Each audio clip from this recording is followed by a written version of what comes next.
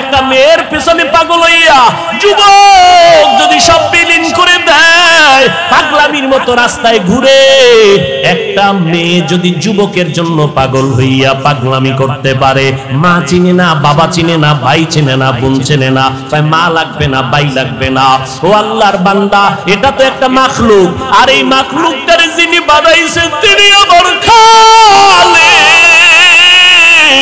ওই আমার মাওলার মোহাব্বত যার সিনার মধ্যে একবার ঢুকবে, ওই বান্দা যে গবেষণা করে হাঁটতে চলতে উঠতে বসতে, যখন আমার মালিকের নিয়ে গবেষণা করে, ওই মাওলার মোহাব্বত যখন অন্তরের মধ্যে জমা হয়ে যায়, ওই বান্দা দিন দিন দিন দিন শুধু মায়া বাড়ে, মোহাব্বত বাড়ে, বাড়তে বাড়তে বাড়তে বাড়তে মাওল ভালোবাসায় বান্দা যখন ডুব দেয়, ওই বান্দা তখন নিজের স্বাভাবিক অবস্থাকে ধরে রাখতে পারে না। তখন বান্দা কেমন করে নিজেও বুঝে না। ওই বান্দাকে জিগায়, তুমি এমন কেন করো? এই বেটা, ওয়াজ শুনতে আইছি, তুই এমন কেন করো? কি করি আমি? আমি তো কিছুই করি না, আমারে কে জানো করায়।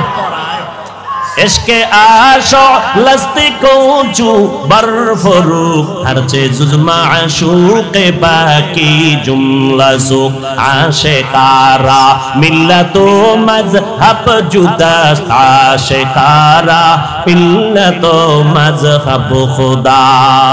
के बुझबे এই বেটা? ভালোবাসা, ভালোবাসা বুঝো, ইশক বুঝবি না, ইশক বুঝবি না, ভালোবাসা বুঝো না। ভালোবাসা একটা আগুনের নাম। ভালোবাসা কি নাম? এই যুবকেরা কথা বল। আগুন ঠান্ডা না গরম? গরম কি সব সময়? এটা তো তাপ ছড়ায় দেয়। আগুনের অভ্যাস শুধু জ্বালায় দিবে, জ্বালায় দিবে। ইশকের আগুন যার সিনার মধ্যে একবার লাগবে, ওই অন্তরে তো মাওলার ইশক আর মোহাব্বতের আগুন যখন জ্বলে, তখন আমার আল্লাহ ছাড়া কাউকে পছন্দ করে না। গায়রুল্লাহকে আগুন দিয়ে জ্বালায় দেয়। আমার মা নাই, আমার বাবা নাই, আমার ভাই নাই, আমার বাড়ি নাই, আমার ঘর নাই, আমিও নাই, একমাত্র আছে আমার মালিক। আমি আমার আল্লাহর মোহাব্বতের দেওয়ানা, পাগল হয়ে গেলাম। এরে নবীর উম্মতের দল, কেন বুঝো না রে বাবা? ওই বিদেশে খেলোয়াড়ের লাইনে, খেলোয়াড়ের সিস্টেমে চুল কাইটা ইন্দুরার বান্দর হয়ে গেছে, আছে না নাই? গুলশান জুমার মসজিদে নামাজ পড়াই, একজন একা, হুজুর আমার ভাইগনার জন্য দোয়া করবেন। কি কয়? মরে গেছে। কেমনে? কয় ফাঁসি দিছে। তো ফাঁসি দিছে কেন? কয় যে ও চাইছিল ওই ক্রিকেটারদের লাইনে, বিদেশি এদের লাইনে চুল কাটবে, কাটতে দেয় নাই, জিদ কইরা ফাঁসি দিছে। কি দোয়াটা করুম কল তো তার জন্য? এরে নবীর আশিক উম্মতের দল, এই সহজ সহজ বুঝার জিনিস বুঝে না, দুনিয়া বুঝে, আখিরাত বুঝে না। মোবাইলের মধ্যে কথা চলতেছে, এক যুবক আর যুবতী, জীবনে দেখাও হয় না, ওই গজবের লাইনে লাইনে লাইনে লাইনে মিস কল। এবার যুবক যুবতীর জন্য পাগল, যুবতী যুবকের জন্য পাগল, জীবনে দেখাও, কথা বলতে বলতে বলতে বলতে মায়া, এত মোহাব্বত আর ভালোবাসা জন্মে গেল, না দেখি এখন পাগলের মতো হয়ে গেল। চেহারাটা শুকায় যায়, খানার খবর নাই, ঘুমের খবর নাই, জল্পনা কল্পনা। যারে আমি এত ভালোবাসি, যার কথা এত মজা পাই, রাত কাটায় দিলাম, ঘুম নষ্ট করলাম, খানা খাই না, ওই ভালোবাসার মানুষটারে আমি কখন কাছে পাবো? আমার কলিজা ঠান্ডা হবে। ও ভাই, দুনিয়া বুঝছো, আখিরাতটা কেন বুঝো না রে বাবা? এই জমিনের মধ্যে একদল মানুষ থাকবে, তারা আমার আল্লাহর মোহাব্বতের পাগল। আল্লাহর ভালোবাসার মোহাব্বত যাদের অন্তরে ঢুকিয়া যাবে, এরা আল্লাহকে না দেখিয়া, আল্লাহরে না দেখিয়া, দূরের থেকে আল্লাহর মজার মজার মাখলুক দেখে মোহাব্বত বাড়ে। আল্লাহওয়ালাদের কোরআনের কথা শুনে শুনে অন্তরের মধ্যে মোহাব্বত বাড়ে, বাড়তে বাড়তে এমন একটা পাগলামির অবস্থা হয়। এমন এক সময় আসে, এখন শুধু কিছুই চায় না, মালিকের একটু দেখতে মনে চায়, মালিকের একটু মোলাকাতের জন্য পাগল হয়ে গেল। এরে নবীর উম্মতের দল, পয়গম্বর মুসা নবী তুর পাহাড়ে গেলেন আগুন আনার জন্য। আগুন আনতে গিয়া মুসা নবী পাহাড়ের মধ্যে যখন কদম দিলেন, একটা আওয়াজ হলো, ইয়া মুসা ফাখলা'না আলাইকা বিল ওয়াদিল মুকাদ্দাসি তুয়া। এই মুসা, জুতা খোল, জুতা খোল, এটা আমার পবিত্র উপত্যকা। মুসা কয় আওয়াজ দিলে মানুষ ডান দিক থেকে না হয় বাম দিক থেকে না হয় সামন দিক নয় পিছন দিক, কিন্তু আওয়াজটা চারদিক থেকে কানে ঢুকলো। আমি জিজ্ঞাসা করলাম কে দিলেন আওয়াজটা? কয় আনা রব্বুক, আমি তোর রব, আপনি আমার রব। মুসা নবী বলে আমি যত সামনে আগাই আগুন তত পেছনে যায়। এইবার আমার রবের যখন আমি ডাক পাইলাম, আমার রব, ওই রবের সাথে এবার কথা বলতেছি, এক কথা দুই কথা তিন কথা, কথা বাড়ে মোহাব্বত বাড়ে, কথা বাড়ে মোহাব্বত বাড়ে, কথা বাড়ে মোহাব্বত বাড়ে। এবার মুসা নবী কয় মোহাব্বত বাড়তে বাড়তে বাড়তে বাড়তে এমন মোহাব্বত গালেব হয়ে গেল। এক পর্যায়ে মুসা নবী কয় আল্লাহ কথা কইয়া কত আর দূরে রাখবা, রব্বি আরিনি, ও আল্লাহ তুমি আমার একটু দেখা দাও, তোমারে দেখতে মনে চায়। ও দয়ার মালিক তোমারে জানি দেখলে কেমন লাগে। ও আল্লাহ তুমি আসমান বানাইছো কত সুন্দর, জমিন বানাইছো কত সুন্দর, ও আল্লাহ তুমি না জানি কত সুন্দর। আবা সুলাইমা দাদে মুলকো সরওয়ারি সদমতি এ খাতে মশদে ওয়াপরি। দাউদ আলাইহিস সালাম এমন এক সময় জমিনের মধ্যে পদার্পণ করেছিলেন যেই সময় অস্ত্রের বাহাদুরি চলতো বেশি। আল্লাহ তাআলা নবীদেরকে মুআজিজা দান করতেন, অলৌকিকতা, অস্বাভাবিক ঘটনা। দাউদ নবীর অস্বাভাবিক আল্লাহ তাআলা দান করেছেন এমন এক পাওয়ার, লোহা হাতে স্পর্শ লাগলেই মোমের মতো দুর্বল হয়ে যেত। দাউদ আলাইহিস সালাম মোমের মতো নরম হওয়া লোহা দিয়ে অস্ত্র বানাইয়া বাজারে বিক্রি করতেন। মানুষগুলো দাউদের অস্ত্র নিয়ে যায়, অন্যদের অস্ত্রের বেচা কিনায় ভাটা পড়ে গেল, কারণ অন্যের অস্ত্র ভারী ধারালো নয়, দাউদ নবীর অস্ত্র বড় হালকা এবং ধারালো, মানুষ নিয়ে যায় অল্প টাকায়। এই অবস্থা দিয়ে দাউদ নবী তার জীবিকা নির্বাহ করতেন। আল্লাহ তাআলা দাউদকে বলেন হে দাউদ আমি তোমাকে রাষ্ট্র ক্ষমতা দিলাম, নবুওয়াতার হুকুমত দান করলাম, তুমি আমার নেয়ামতের শুকর আদায় করে নাও। দাউদ নবী বললেন আপনি যদি তৌফিক না দেন আমার দ্বারা সম্ভব হবে না। আল্লাহ বললেন ও দাউদ আমি তোমাকে তৌফিক দিয়ে দিলাম, তুমি শুকর আদায় করে নাও। দাউদ নবী কিছুক্ষণ অপেক্ষা করে বললেন হে মালিক আমার দ্বারা শুকর আদায় করা অসম্ভব, কেন রে দাউদ বলো। দাউদ আলাইহিস সালাম বললেন হে মালিক আমি শুকর আদায় করতে গিয়ে দেখলাম আপনার তৌফিকের সীমানাটা এত বিস্তীর্ণ, এত বড়, ওই তুলনায় আমি দাউদের শুকর হলো অনেক ছোট, অনেক নগণ্য। আপনার তৌফিক নামের নেয়ামতের সামনে আমার শুকর হলো খুবই ছোট। আল্লাহ জানায় দিলেন দাউদ রে তুমি যে উপলব্ধি করতে পেরেছো আমার তৌফিক নামের নেয়ামতটা অনেক বড়, তোমার পক্ষ থেকে শুকর হলো নগণ্য, এই উপলব্ধি করাটাকে আমি শুকর হিসাবে গ্রহণ করে নিলাম। তাহলে তৌফিক এটা আলাদা একটা নেয়ামত। এজন্য বান্দা আল্লাহর কাছে তৌফিক চাও। ইজা সাআলতা ফাসআলিল্লাহ ওয়া ইজা ইসতাআনতা ফাসতাইন বিল্লাহ। যদি কিছু চাও বান্দা আল্লাহর কাছে চাও। সাহায্য কার কাছে চাইবা?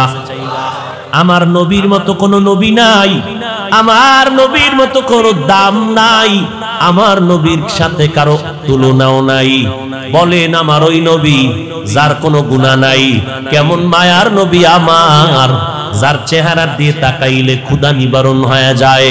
কেমন মায়ার নবী আমার, যেই নবীর ঘাম থেকে মিশকের ঘেরান পাওয়া যায়। আমার মায়ার নবী যেখানে কদম রাখে কদম মোবারক থেকে মিশকের ঘেরান আসে, ওই জায়গা থেকে দীর্ঘদিন। ও নবীর আশিকের দল, আমার ওই মায়ার নবীর জীবনে কোনো কিছুর প্রয়োজন যদি হতো বলেন কার কাছে চাইতে? আল্লাহর কাছে আমার নবী হইয়া যদি আল্লাহর কাছে চাইতে পারেন, আপনার আমার আল্লাহর কাছে চাইতে কেন বাধা বলেন? আল্লাহ দিতে পারে না, তাহলে মাজারে চান কেন? কবরওয়ালার কাছে চান কেন? পীরের কাছে গিয়া চান কেন? কার কাছে চাইবেন? পীরের কাছে চাইলে দিবেনি? পীর সাহেব মুরিদেরটা খাইয়া পেটটাকে বিশাল বানায় ফেলেন, কথা ঠিক নি ভাইরা আমার, আমার মায়ার নবী আল্লাহর দরবারে চাইতেন।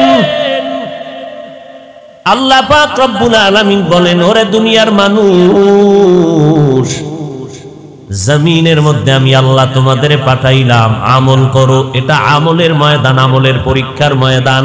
আমি আল্লাহ যাচাই করে দেখব আইয়ুকুম আহসানু আমালা ওয়া হুয়াল আজিজুল গফুর।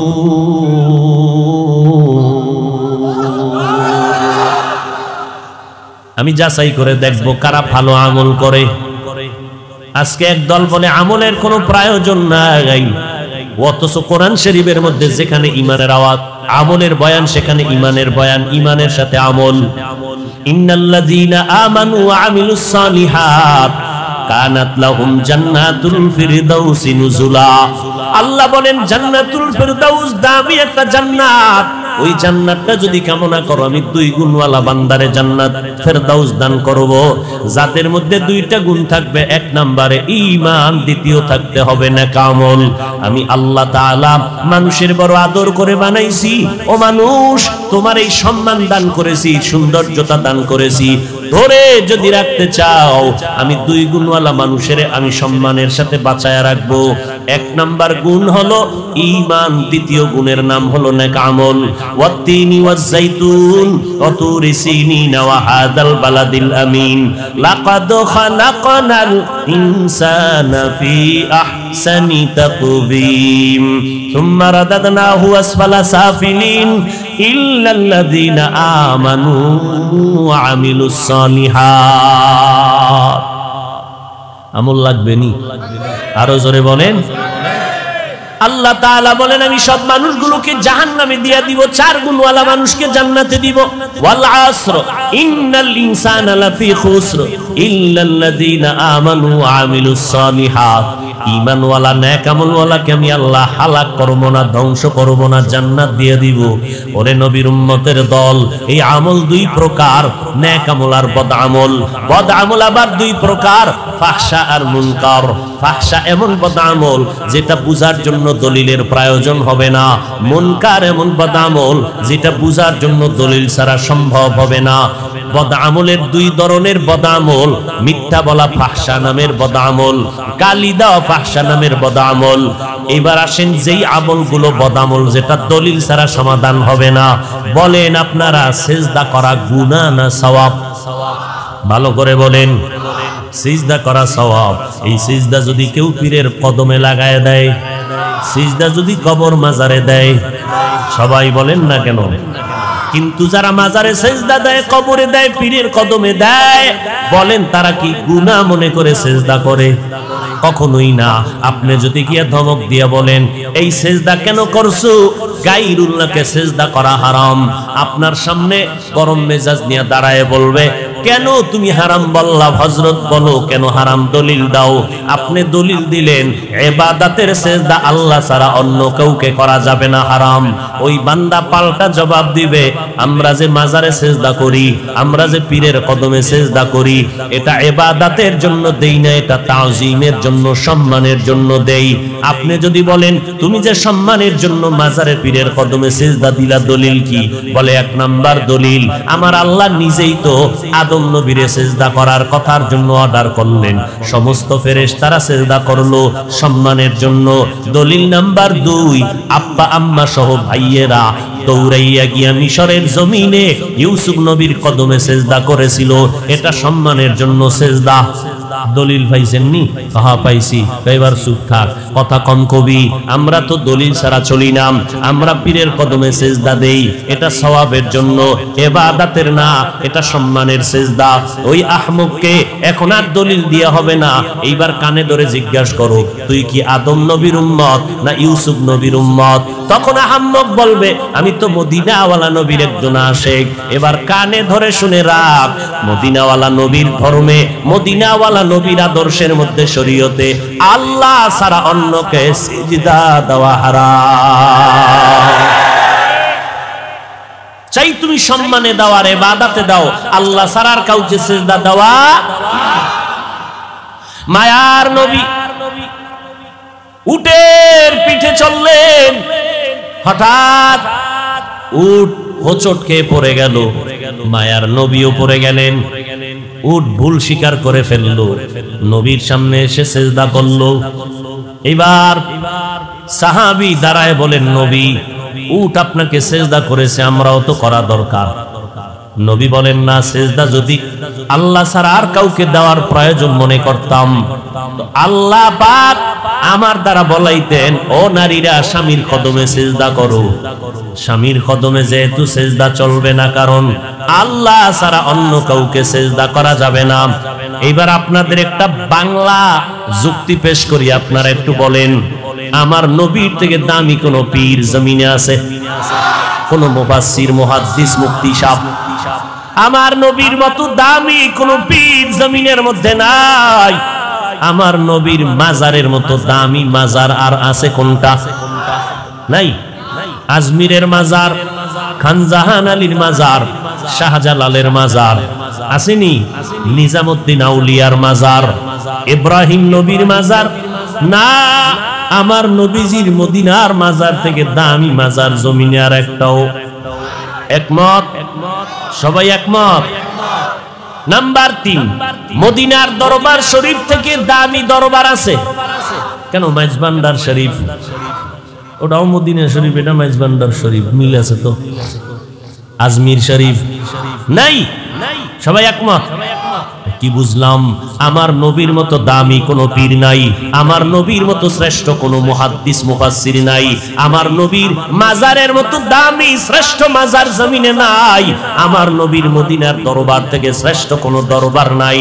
ও আল্লাহর বান্দারা, অতএব যদি বলো আমার নবীর কদমে জমিনের মধ্যে কেউ কোনোদিন সেজদা করে নাই, আমার নবীর ইন্তেকালের পরে আজ পর্যন্ত ১৫০০ বছর গত হয়ে গেল, আমার নবীর মাজারে গিয়েও কেউ সেজদা করে নাই।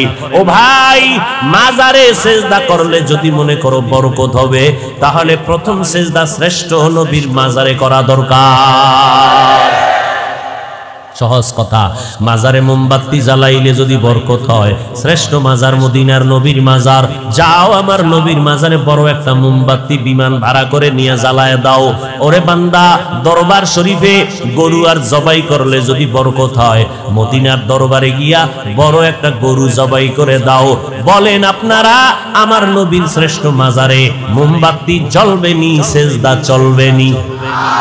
ফাইনাল কথা, আমার শ্রেষ্ঠ নবীর শ্রেষ্ঠ মাজার, শ্রেষ্ঠ দরবারে যা চলবে না, জমিনের অন্য কোন দরবারে আর মাজারেও তা চলতে পারে না।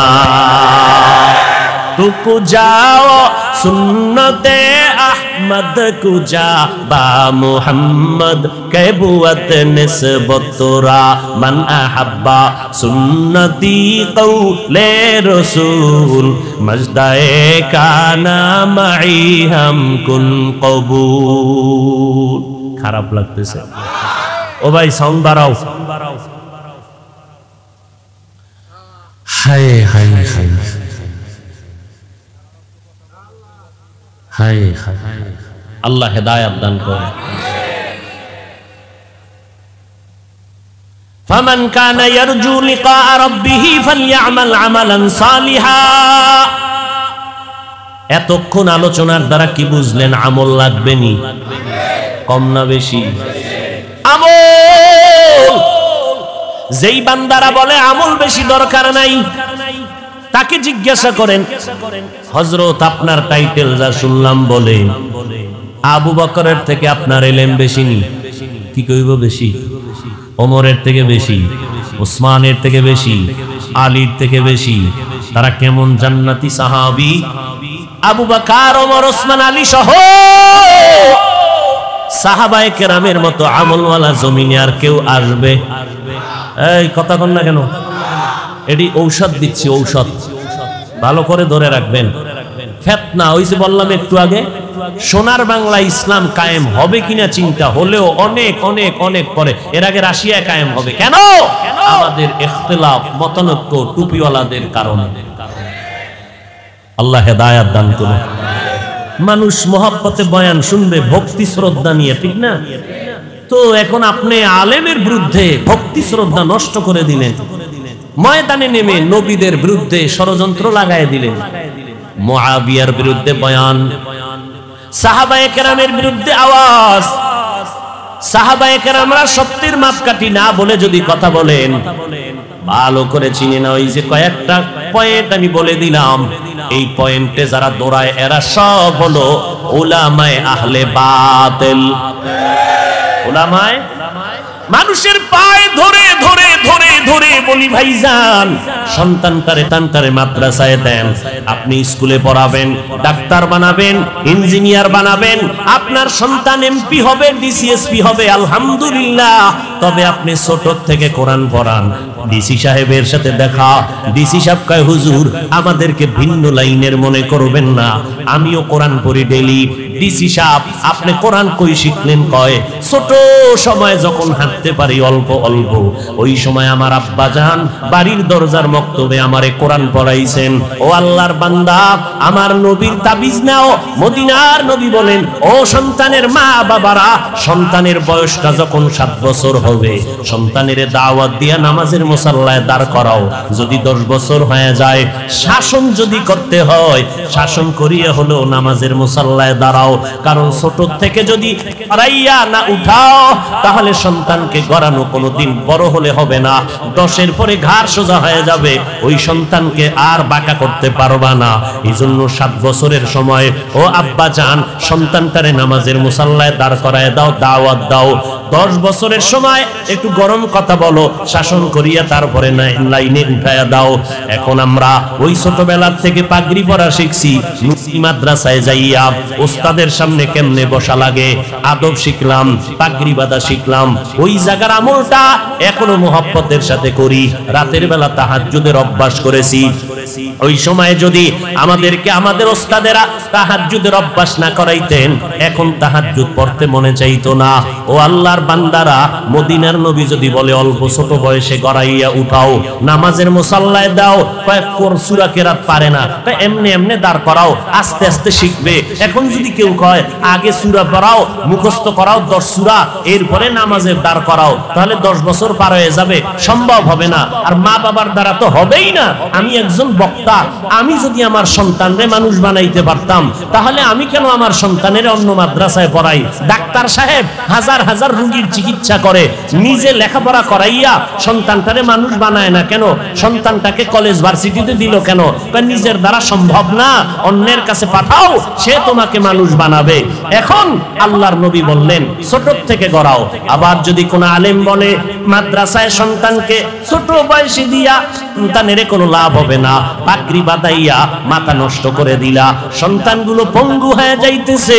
আল্লাহর কসম, আমার সোনার বাংলায় তাকায় দেখো, যারা হেফজখানায় পড়ে, যারা মক্তবে পড়ে, নুরানি মাদ্রাসায় পড়ে, একটা সন্তান আজও পর্যন্ত মাথা নষ্ট হয় নাই।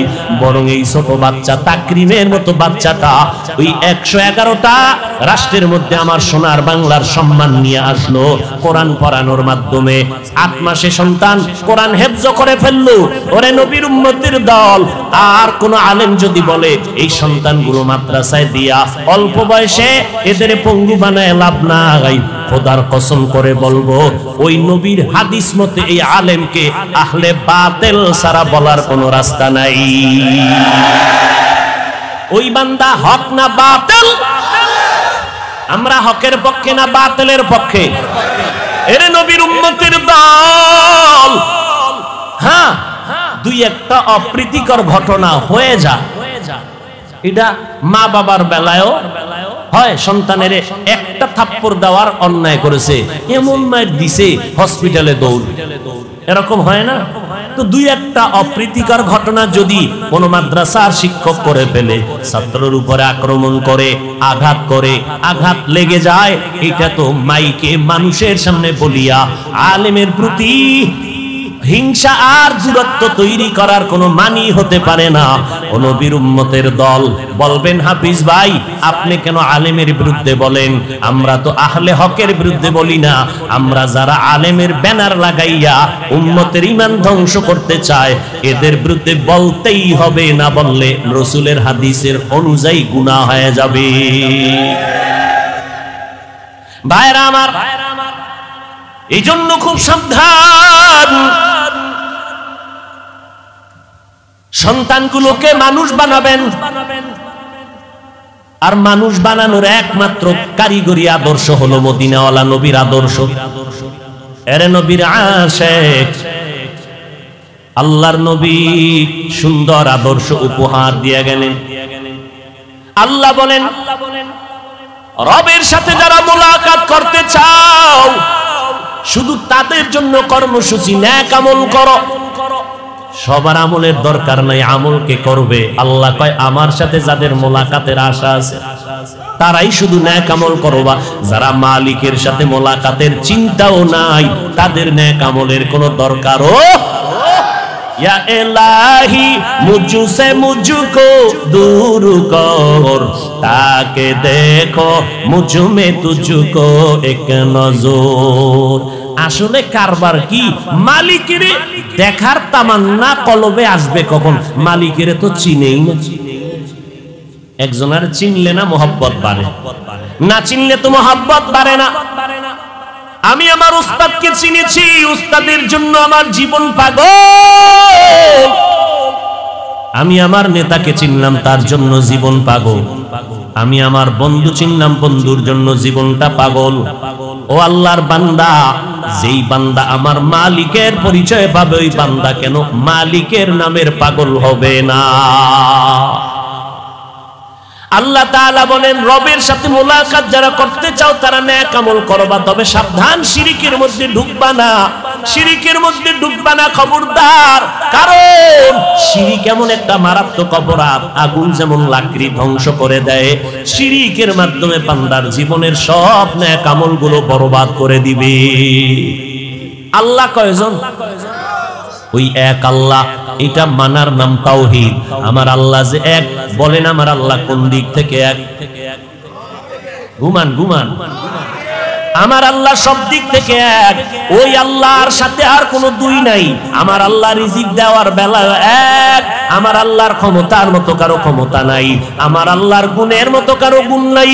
কেউ যদি বলে আমার আল্লাহর মতো আরো আল্লাহ আছে, আল্লাহর ক্ষমতার মতো আর একজনের ক্ষমতা আছে, আমার আল্লাহর গুণের মতো আরো কারো গুণ আছে, মনে করার নাম শিরিক।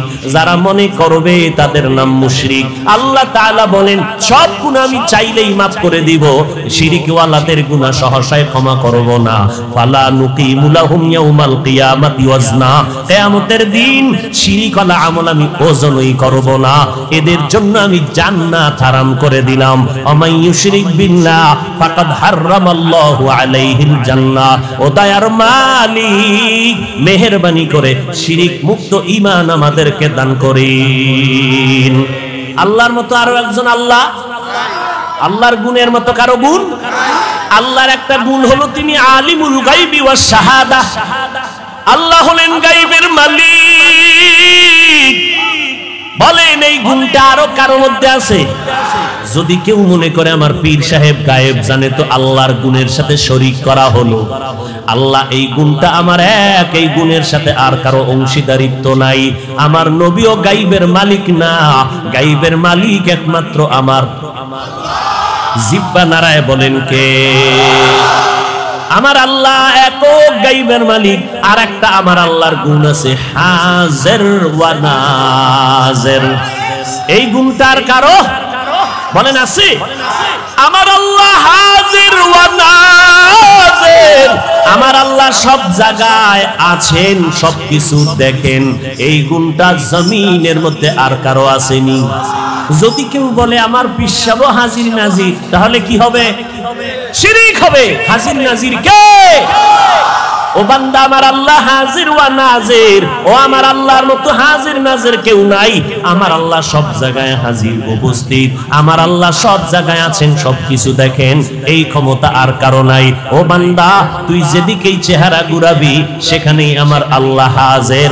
আমার আল্লাহ কই হাজির জানোনি? আমার আল্লাহরে তালাশ করতে আমেরিকা যাওয়া লাগবে না, আমার আল্লাহরে তালাশ করতে লন্ডন যাওয়া লাগবে না।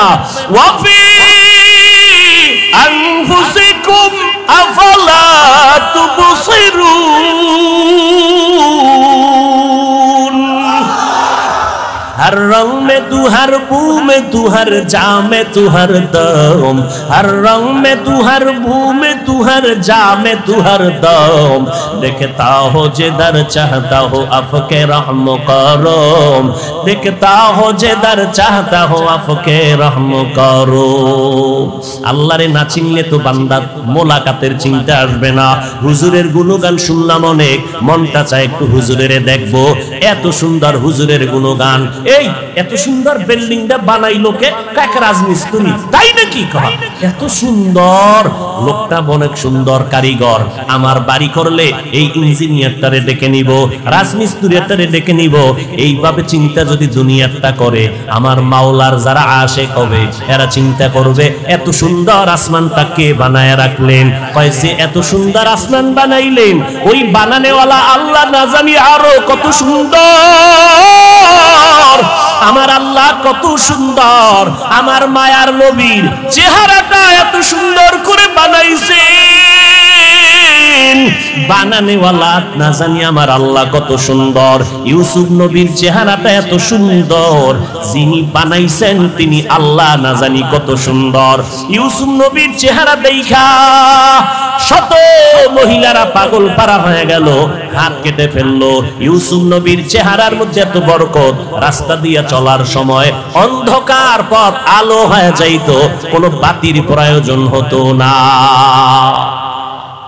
शनिदा के बवद मानंद दीदा तुरा दीदा व यूसुफ राशुनीदा यूसुफ नबीरे যারা দেখছে আর যারা বয়ে বয়ে ইউসুফ নবীর নাটক দেখবে বরকত কি সমান নি सुनीदा के बवद मानंद दीदा तुरा दीदा व यूसुफ राशुनीदा আল্লাহ তাআলা এত সুন্দর জমিন যিনি বানাইছেন তিনি কত সুন্দর এইভাবে আমার চেহারাটা কে জানি সুন্দর করে বানাইলেন ওই বানানেওয়ালা মালিক না জানি কত সুন্দর আমার কণ্ঠের আওয়াজ এত সুন্দর বানানেওয়ালা মালিক না জানি কত সুন্দর এই বান্দা যখন গবেষণা করবে এই গবেষণার নাম তরিকাতের লাইনে বলা হয় মুরাকাবা মুরাকাবা করবে হাঁটতে চলতে শুধু গবেষণা আসমানকে বানাইলেন জমিনকে বানাইলেন রব্বানা মা খালাকতা হাযা বাতিলা সুবহানাকা ফাকিনা আযাবান নার আর একজনের দিয়ে তাকাইয়া বাঙালি তামসা দেখিস না নিজের খবর নে নিজের অন্তরের কি হালাত এরে আল্লাহর বান্দা একটা মাইয়ার প্রেমে পাগল হইয়া যুবক খানা নাই ঘুম নাই বাড়ি নাই ঘর নাই মা চায় না বাবা চায় না ভাই চায় না বোন চায় না আম্মা জান কয় তুই এরকম কেন করো সন্তান কয় আমি এমন কেন করি আমি জানি না কেমন করি মাইয়ার প্রেমে পাগল হইয়া সন্তান কেমন পাগল হইছে কেমন করে জানি না খানা নাই ঘুম নাই কয় মা লাগবে না বাপ লাগবে না একটা মেয়ের পেছনে পাগল হইয়া যুবক যদি সব বিলীন করে দেয় পাগলামির মতো রাস্তায় ঘুরে একটা মেয়ে যদি যুবকের জন্য পাগল হইয়া পাগলামি করতে পারে মা চিনে না বাবা চিনে না ভাই চিনে না বোন চিনে না কয় মা লাগবে না ভাই লাগবে না ও আল্লাহর বান্দা এটা তো একটা মাখলুক আর এই মাখলুকটারে যিনি বানাইছেন তিনি আমার খালিক ওই আমার মাওলার মোহাব্বত যার সিনার মধ্যে একবার ঢুকবে ওই বান্দা যে গবেষণা করে হাঁটতে চলতে উঠতে বসতে যখন আমার মালিকের নিয়ে গবেষণা করে ওই মাওলার মোহাব্বত যখন অন্তরের মধ্যে জমা হয়ে যায় ওই বান্দা দিন দিন শুধু মায়া বাড়ে মোহাব্বত বাড়ে বাড়তে মাওল ভালোবাসায় বান্দা যখন ডুব দেয় ওই বান্দা তখন নিজের স্বাভাবিক অবস্থাকে ধরে রাখতে পারে না তখন বান্দা কেমন করে নিজেও বুঝে না ওই বান্দাকে জিগায় তুমি এমন কেন করো এই বেটা ওয়াজ শুনতে আইছি তুই এমন কেন করো কি করি আমি তো কিছুই করি না আমারে কে যেন করায় इसके आशो लस्ती को चू बरफरूक हर चीज़ माशूक बाकी जुमला सुख आशिकारा मिल्लतो मज़हब जुदा आशिकारा मिल्लतो मज़हब खुदा के बुझबे এই বেটা ভালোবাসা বুঝো এশক বুঝবি না, এশক বুঝবি না, ভালোবাসা বুঝো না? ভালোবাসা একটা আগুনের নাম। ভালোবাসা কি নাম? এই যুবকেরা কথা বল। আগুন ঠান্ডা না গরম? গরম কি সব সময়? এটা তো তাপ ছড়ায় দেয়। আগুনের অভ্যাস শুধু জ্বালায় দিবে, জ্বালায় দিবে।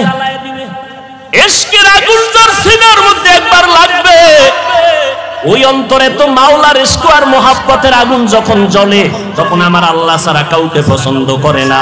গায়রুল্লাহকে আগুন দিয়ে জ্বালায় দেয়। আমার মা নাই, আমার বাবা নাই, আমার ভাই নাই, আমার বাড়ি নাই, আমার ঘর নাই, আমিও নাই, একমাত্র আছে আমার মালিক। আমি আমার আল্লাহর মুহাব্বতের দেওয়ানা, পাগল হয়ে গেলাম। এরে নবীর উম্মতের দল, কেন বুঝো না রে বাবা? ওই বিদেশে খেলোয়াড়ের লাইনে, খেলোয়াড়ের সিস্টেমে চুল কাইটা ইন্দুরার বান্দর হয়ে গেছে। আছে না নাই? গুলশান জুমার মসজিদে নামাজ পড়াই, একজন একা, হুজুর আমার ভাইগনার জন্য দোয়া করবেন। কি কয়? মরে গেছে। কেমনে? কয় ফাঁসি দিছে। তো ফাঁসি দিছে কেন? কয় যে ও চাইছিল ওই ক্রিকেটারদের লাইনে, বিদেশি এদের লাইনে চুল কাটবে, কাটতে দেয় নাই, জিদ কইরা ফাঁসি দিছে। কি দোয়াটা করুম কোন তো তার জন্য? এরে নবীর আশিক উম্মতের দল, এই সহজ সহজ বুঝার জিনিস বুঝে না, দুনিয়া বুঝে, আখিরাত বুঝে না। মোবাইলের মধ্যে কথা চলতেছে, এক যুবক আর যুবতী, জীবনে দেখাও হয় না, ওই গজবের লাইনে লাইনে লাইনে লাইনে মিস কল। এবার যুবক যুবতীর জন্য পাগল, যুবতী যুবকের জন্য পাগল, জীবনে দেখাও, কথা বলতে বলতে বলতে বলতে মায়া, এত মোহাব্বত আর ভালোবাসা জন্মে গেল, না দেখি এখন পাগলের মতো হয়ে গেল। চেহারাটা শুকায় যায়, খানার খবর নাই, ঘুমের খবর নাই, জল্পনা কল্পনা। যারে আমি এত ভালোবাসি, যার কথা এত মজা পাই, রাত কাটায় দিলাম, ঘুম নষ্ট করলাম, খানা খাই না, ওই ভালোবাসার মানুষটারে আমি কখন কাছে পাবো? আমার কলিজা ঠান্ডা হবে। ও ভাই, দুনিয়া বুঝছো, আখিরাতটা কেন বুঝো না রে বাবা? এই জমিনের মধ্যে একদল মানুষ থাকবে, তারা আমার আল্লাহর মোহাব্বতের পাগল। আল্লাহর ভালোবাসার মোহাব্বত যাদের অন্তরে ঢুকিয়া যাবে, এরা আল্লাহকে না দেখিয়া, আল্লাহরে না দেখে, দূরের থেকে আল্লাহর মজার মজার মাখলুক দেখে মোহাব্বত বাড়ে। আল্লাহওয়ালাদের কোরআনের কথা শুনে শুনে অন্তরের মধ্যে মোহাব্বত বাড়ে, বাড়তে বাড়তে এমন একটা পাগলামির অবস্থা হয়, এমন এক সময় আসে, এখন শুধু কিছুই চায় না, মালিকের একটু দেখতে মনে চায়, মালিকের একটু মোলাকাতের জন্য পাগল হয়ে গেল। এরে নবীর উম্মতের দল, পয়গম্বর মুসা নবী তুর পাহাড়ে গেলেন আগুন আনার জন্য।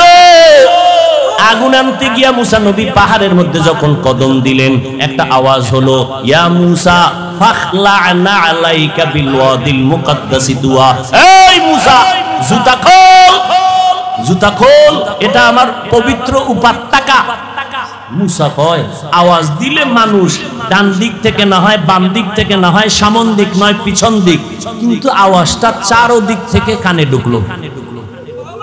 আমি জিজ্ঞাসা করলাম, কে দিলেন আওয়াজটা? কয়, আনা রব্বুক, আমি তোর রব, আপনি আমার রব। মুসা নবী বলে, আমি যত সামনে আগাই আগুন তত পেছনে যায়। এইবার আমার রবের যখন আমি ডাক পাইলাম, আমার রব, ওই রবের সাথে এবার কথা বলতেছি, এক কথা, দুই কথা, তিন কথা, কথা বাড়ে, মোহাব্বত বাড়ে, কথা বাড়ে, মোহাব্বত বাড়ে, কথা বাড়ে, মোহাব্বত বাড়ে। এবার মুসা নবী কয়, মোহাব্বত বাড়তে বাড়তে বাড়তে বাড়তে এমন মোহাব্বত গালেব হয়ে গেল। এক পর্যায়ে মুসা নবী কয়, আল্লাহ, কথা কইয়া কত আর দূরে রাখবা, রব্বি আরিনি, ও আল্লাহ তুমি আমার একটু দেখা দাও, তোমারে দেখতে মনে চায়। ও দয়ার মালিক, তোমারে জানি দেখলে কেমন লাগে।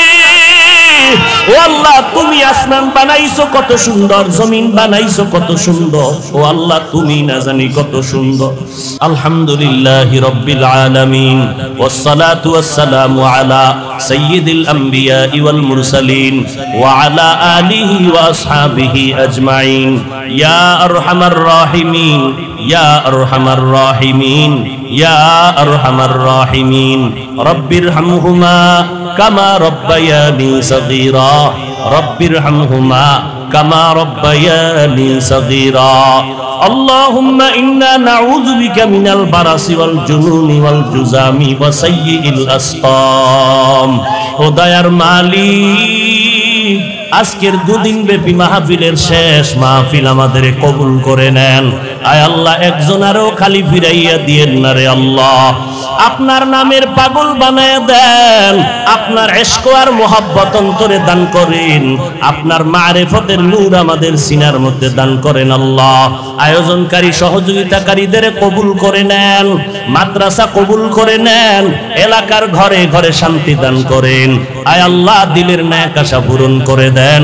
উলামায়ে কেরাম, মুরব্বী, হাজী সাহেব, ব্যবসায়ী, চাকরিজীবী, যুবক, ছাত্র ভাই, পর্দার আড়ালের মা বোনেরা সবাইকে মাফ করে দেন।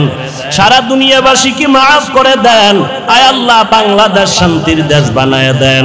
দেশের জন্য, দিনের জন্য যারা জীবন দিল মাফ করে দেন আল্লাহ। ও দয়ার মালিক, আয় আল্লাহ, প্রশাসনিক ভাবে যারা কাজ করে দিনের খাদেম বানায় দেন। সরকার বাহাদুর থেকে সকল জনপ্রতিনিধিদেরকে দিনদার বানায় দেন। আমার কলিজার প্রত্যেকটা যুবকের দিনের খাদেম বানায় দেন। 5 ওয়াক্ত নামাজি, কোরআন পড়নেওয়ালা বানায় দেন। মা বোনদের আবেদা বানায় দেন। আয় আল্লাহ, সন্তানগুলো নেককার বানায় দেন। আয় আল্লাহ, সমস্ত শিক্ষা প্রতিষ্ঠান নবীর আদর্শওয়ালা বানায় দেন। মাদ্রাসা মসজিদগুলো কবুল করে নেন।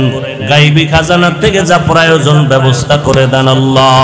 আয় আল্লাহ, আমাদের সবাইকে দিনদার হিসাবে কবুল করে নেন। নবীজির সুন্নাতওয়ালা জিন্দেগি দান করেন। নবীজির রওজা মুবারক বাইতুল্লাহ জিয়ারতের জন্য কবুল করে নেন। আয় আল্লাহ, রিয়া, হাসাদ, কিবির দূর করে ইখলাস দান করেন। ইলম ও হিলম ও হিকমত আমলে বরকত বাড়ায়া দেন। ও দয়ার মালিক, দিলের ন্যাক আশা পূরণ করে দেন। চলার পথে ইজ্জতের সাথে হেফাজত করেন। আমরা যারা হাত তুলেছি, যাদের মা নাই, বাবা নাই, সবার কবর জান্নাতের বাগান বানায় দেন।